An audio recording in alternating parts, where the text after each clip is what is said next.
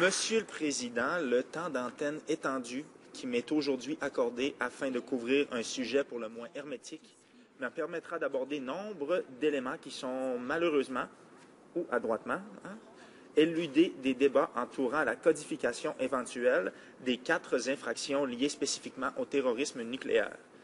Cette allocution tombe également à pic puisque les médias nous informaient ce matin de la panne du système de refroidissement de la centrale de Fukushima. Maintenant, Monsieur le Président, j'ai entendu un de mes collègues, il y a quelques minutes de ça déjà, nous mentionner la situation à Fukushima et je vais vous informer des récents rebondissements. Donc, panne de courant à la centrale de Fukushima, le refroidissement des 3 piscines de stockage pour le combustible usagé de la centrale nucléaire de Fukushima a dû être suspendu lundi à la suite d'une panne. Les postes de contrôle voisins n'ont pas enregistré de modifications importantes des niveaux de radioactivité après cette coupure de courant survenue lundi, peu avant 19 h locale, a indiqué l'agence de presse japonaise. Maintenant, Monsieur le Président, lorsque les tenants de l'industrie nous indiquent qu'il y a une possibilité de contenir les déchets radioactifs, eh bien, je ne peux qu'être dubitatif, Monsieur le Président, surtout avec ce type de nouvelles-là. Il faut comprendre que les installations, que les créations, que les immeubles, les édifices construits par des humains n'ont qu'une durée de vie assez limitée. Les pyramides de Gizeh, c'est quoi, quelques milliers d'années? C'est pas mal ce qu'on a de plus vieux sur la surface de la Terre. Donc, essayer de contenir des déchets radioactifs pour des millions d'années, je vous soumets que ça relève de l'impossible. Maintenant, Monsieur le Président, lors de mon dernier speech, je me suis surtout attardé à l'aspect procédural derrière cette inclusion-là, cette création de ces 4 nouvelles infractions-là, cette codification-là, leur inclusion dans le code criminel. C'était bien entendu d'un point de vue d'un praticien, parce que, comme je l'ai indiqué à maintes et maintes reprises, je suis criminaliste, mais j'ai également œuvré spécialement dans les domaines de la santé et les domaines de la santé mentale. C'est la raison pour laquelle j'avais quelques critiques, quelques réticences quant au phrasé de ces infractions-là. Entre autres, car il y avait, Monsieur le Président, je vous dirais qu'il y avait une possibilité que certaines infractions et que mes clients, je me transposais simplement avec les dossiers que je traitais anciennement jusqu'à tout récemment au cours des 2 dernières années, que des clients soient qualifiés un peu trop rapidement de terroristes. C'est quand même assez infamant comme description. Des clients qui sont instables sur le plan de la santé mentale. Vous savez, lorsque je comparaissais dans des dossiers, souvent mes clients étaient décompensés et désorganisés et il pouvait arriver qu'il y ait des menaces qui fusent de toutes parts. Les juges en prenaient note, mais considérant l'état d'un individu, laissaient les choses aller assez souvent. Des individus parfois qui étaient en cas de psychose toxique et donc proféraient des menaces à tout vent. On a déjà entendu ça à quelques reprises. Par contre, il y a des infractions, il y a des accusations qui suivent lorsqu'un individu est sur le banc des accusés et décide de menacer tout le monde dans une salle de cours. Mais j'ai déjà vu le même type d'exactions et le même type de discours avec des clients. Et lorsque j'ai fait mon intervention en seconde lecture, je me remémorais ces dossiers-là, sachant pertinemment que quelquefois, certains de mes clients allaient proférer des menaces sans nécessairement avoir la possibilité, la faculté physique de poser les menaces et de mettre le tout en action et de rendre le tout tangible. C'est un peu sur cette base-là que j'indiquais à la Chambre que j'avais quelques réticences quant à cette possibilité-là qu'un individu se voit conférer le caractère assez infamant de terrorisme nucléaire. Je vous indique au passage, ça regarde assez mal sur un CV, mais je vous le soumets, Monsieur le Président.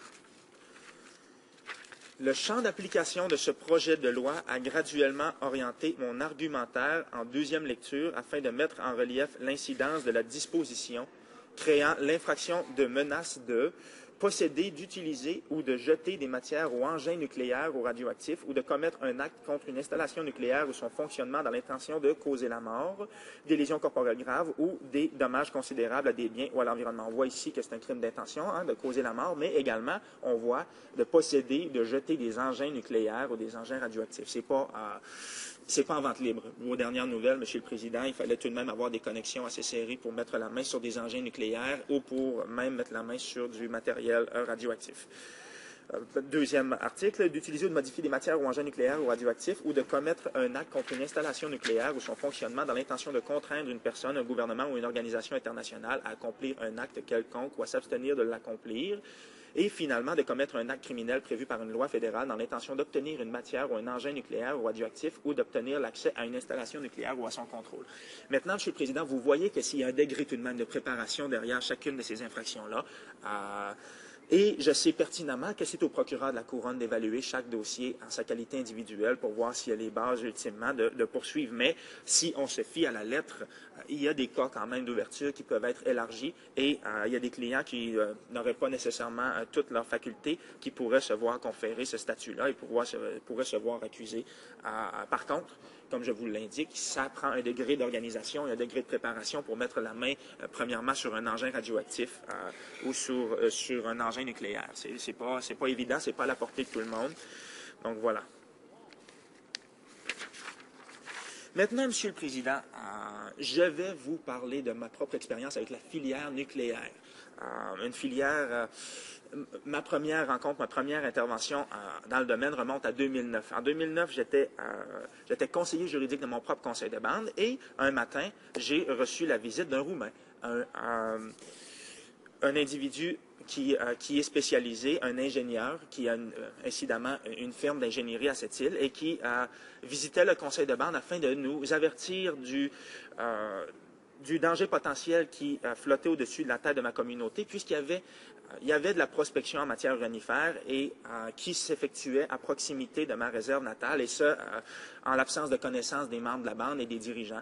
Donc, ce Roumain, cet individu de la Roumanie, est venu faire une présentation dans mon conseil de bande, et une présentation si éloquente que quelques semaines plus tard, mon conseil de bande entérinait, passait tout simplement il y avait des documents et une résolution qui émanait de mon conseil statuant quant à l'absence d'acquiescement à la prospection minière sur les territoires traditionnels.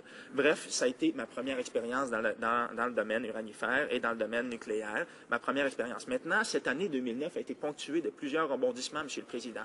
On a, entre autres, eu plusieurs séances de formation citoyenne et même des colloques, un colloque qui a duré plusieurs jours, un colloque qui était mis de l'avant d'une part, des tenants de l'industrie, mais il y avait les deux revers de la médaille, il y avait aussi des opposants. Et c'est dans le cadre de ce colloque-là et via les connexions que je me suis faites, j'ai rencontré d'autres intervenants, d'autres personnes. Il y avait des experts d'un peu partout au pays, mais également des Américains, des gens de l'extérieur qui sont venus rencontrer les Sétiliens pendant une semaine. Et certaines matières ont été portées à mon attention, dont, entre autres, l'incidence du polonium-210. Je vais y revenir tout à l'heure, mais on va voir que le terrorisme nucléaire en 2013 prend une bizarre de tournure, surtout si on regarde les cas d'application concrète, si on regarde la couverture médiatique qui est associée.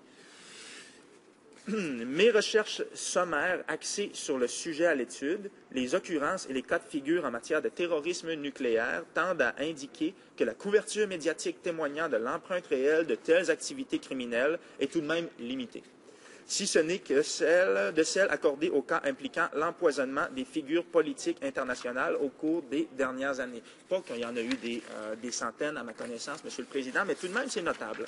Je vais reprendre un cas qui a été soumis en 2009 lors de ce colloque, le cas d'Alexander Litvinenko, un individu qui est décédé incidemment en 2006, mais qui travaillait à une certaine époque, a travaillé pour le KGB.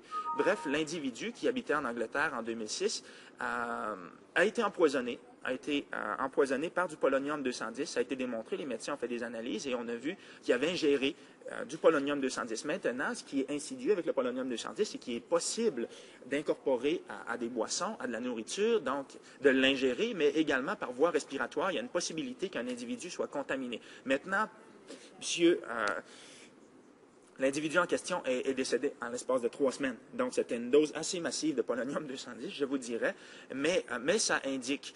Et lorsque l'on fait une recherche, parce que je suis tombé là-dessus ce matin, ça m'a remémoré cette information-là, mais si on fait une recherche sur Internet assez sommaire en indiquant terrorisme nucléaire, eh bien, c'est une des premières occurrences, c'est un des premiers topics qui remontent à la surface. Et sur Wikipédia, c'est la même situation. Ce cas précis exprime bien le potentiel de détournement des matières radioactives et le caractère difficilement détectable de son incidence pernicieuse sur l'organisme humain. Il faut également garder à l'esprit les lacunes observables au pays quant à la supervision et la gestion des parcs à résidus et au transport des matières radioactives, prenant en compte l'exposition de ces emplacements au potentiel de malversation et de détournement criminel. Maintenant, Monsieur le Président, si je commençais avec Fukushima ce matin on est en fin d'après-midi, aujourd'hui, si j'annonçais Fukushima d'entrée de jeu, c'est pour mettre en relief cette absence de contrôle dont disposent les humains sur ces matières radioactives, sur ces matières nucléaires. Les tenants de l'industrie vont toujours nous dire qu'il y a une possibilité de contenir le tout et de faire une gestion éclairée des déchets radioactifs, mais c'est faux, Monsieur le Président. Il n'y a aucune construction humaine qui va être en mesure de contenir ça pour le nombre d'années. Vous savez, ça fonctionne en demi-vie et c'est tellement compliqué que j'en perds mon latin, Monsieur le Président. Mais ce que je peux vous dire, c'est que le potentiel nocif pour la santé perdure pendant des milliers, voire des millions d'années. Ce qui m'a été indiqué, et ce sont tout de même des scientifiques réputés qui sont venus nous présenter ces matières-là à l'ensemble de la population. J'ai reçu la même formation que tous les autres citoyens sur la Côte-Nord, mais ce que j'ai eu comme information était suffisamment précis et suffisamment inquiétant pour me permettre de me prononcer aujourd'hui. Et on a de la difficulté, il y a une quasi-impossibilité pour l'humain de gérer cette problématique-là. Regardez ce qui se passe au Japon. Pour l'instant, c'est contenu, il n'y a pas de problème majeur, mais qui dit que ce refroidissement-là n'est pas nécessaire et qu'il n'y aura pas d'autres problèmes qui vont s'en suivre.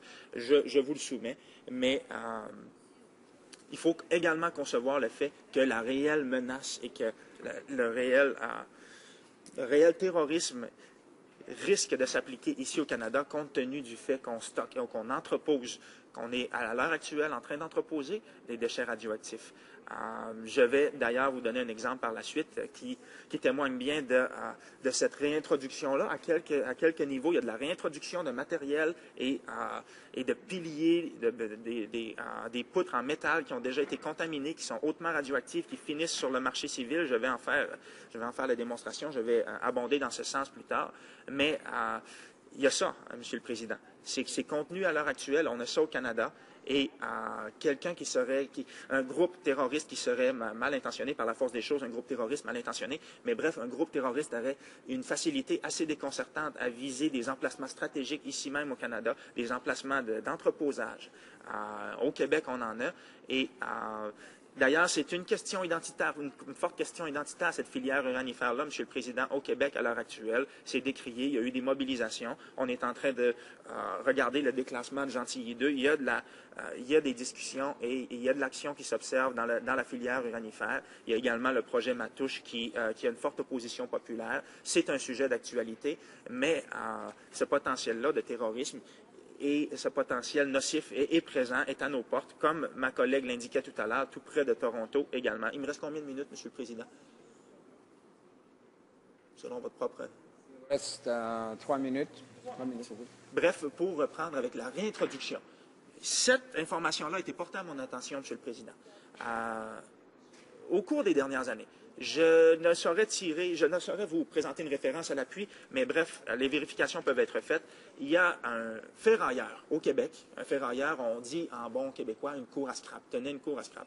Il y a un ferrailleur qui dispose d'une machine assez sophistiquée tout de même, mais je pense que c'est assez élargi et que c'est la norme peut-être chez les ferrailleurs. Je suis appelé à supposer que c'est le cas.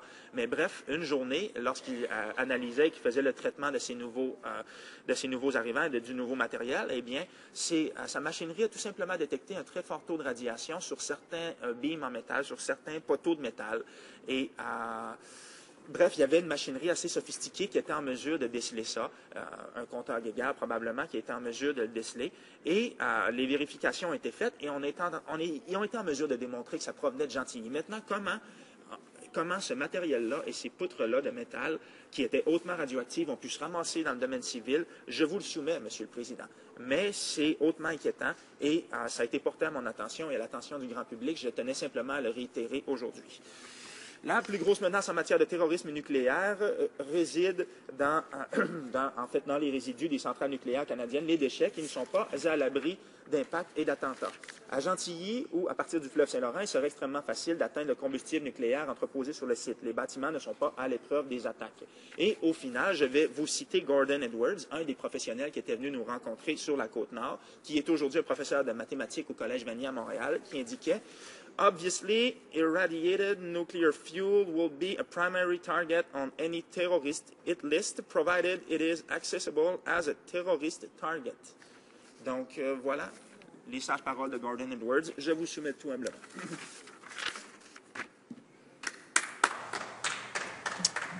We have time for only one question and response. Questions and comments? The honourable member for Winnipeg North. Thank you, Mr. Speaker. And on that note, I would ask the member to provide comment in regards to the importance. There's nuclear material of wide nature, medical isotopes to nuclear power plants and other forms of nuclear material that is actually utilized. I wonder if the member might provide some comment in terms of what he believes is, from my perspective, is a very important issue, and that is the importance of the Government of Canada to be working with provinces and other stakeholders to ensure, in fact, that there is some sort of a plan that's in place to deal with the potential of terrorist attacks on our own ground, or, for that matter, even accidents that might occur. La députée de Manicouagan. Je remercie mon collègue de sa question. Maintenant, je vais réitérer l'importance de travailler de concert avec tous les acteurs impliqués, mais également de faire la lumière sur cette filière-là, sur cette filière uranifère, entre autres, mais également nucléaire. C'est un sujet, les acteurs essaient d'y toucher, mais du bout des lèvres, du bout des doigts, Monsieur le Président, ça met plusieurs personnes en situation inconfortable, plusieurs lobbies. Je sais que c'est un lobby très, très puissant et qu'il dispose d'une écoute chez nos amis d'en face. Il dispose d'une oreille très attentive, ce lobby. Par contre, il va falloir éventuellement que la position citoyenne et que les prétentions des citoyens au Canada se fassent entendre parce que il y a une opposition massive à l'extraction et à l'utilisation de ces substances au final. Je vous le soumets. Si il souhaite, en fait, l'honorable de Manicouagan aura 8 minutes et demie pour la période pour questions et commentaires lorsque la Chambre reprendra le débat concernant cette motion. And now, in accordance with Standing Order 30.